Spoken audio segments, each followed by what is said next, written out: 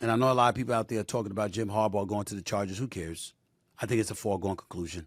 He's the one that should be there. I don't really have much to say about that. They got a second interview scheduled with him. They should have hired him by now. There's nothing to talk about.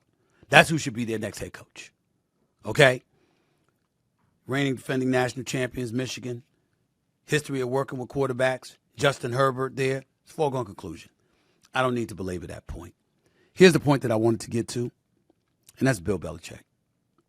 I have grown sick and tired of Bill Belichick being news in terms of people acting like they don't understand what's going on.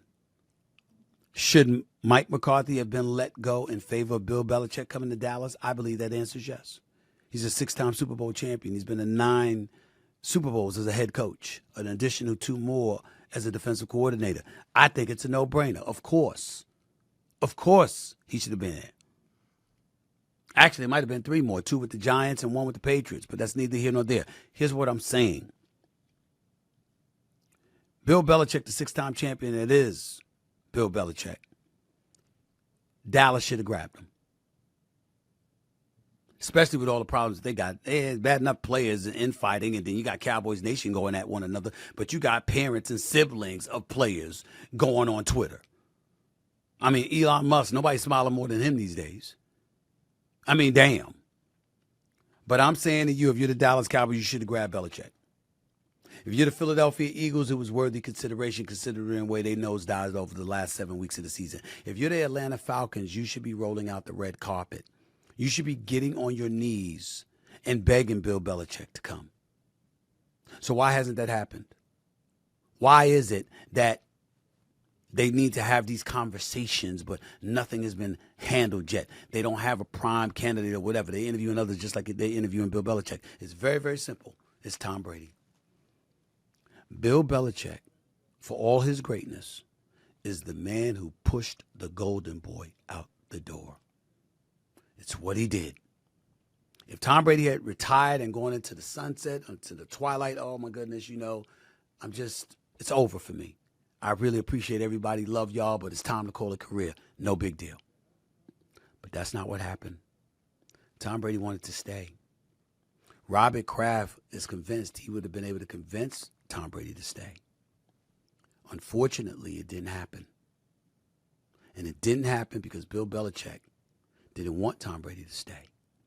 He had thought years ago it was time to move on, which is why when Tom Brady went and won the Super Bowl in Tampa, Robert Kraft was busy telling people, that man told me Tom Brady couldn't play anymore, and here he is winning the damn Super Bowl. Meanwhile, the New England Patriots have nosedived. Belichick turned 72 in April. 4-13 record this season. The worst of Belichick's 29 seasons as an NFL head coach.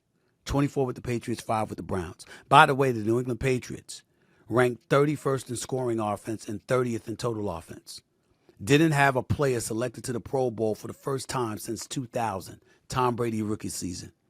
And by the way, 29-38 in 4 seasons after Tom Brady's departure.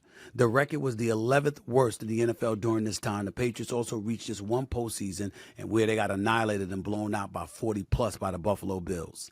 Including the playoffs, Bill Belichick is the second winningest coach with 333 wins in NFL history, behind only Don Shula, who's at 347. That's 14 wins shy. So he needs 15 wins to pass Shula for the all-time record for coaching wins. And we know Belichick wants that record. Let me tell you something, he wants more. He wants to win a Super Bowl without Tom Brady.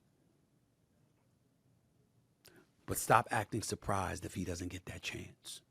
He turned 72. He's accustomed to having power.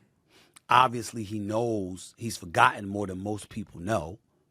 So the reality is that you're going to have people who are going to be reluctant to hire him because he's going to dilute their potency as executives. What the hell can they tell him once he gets there? If he doesn't want to listen to you, what you going to do about it? You're going to do a damn thing because he's Bill Belichick, which is where the reluctance comes in to hire him.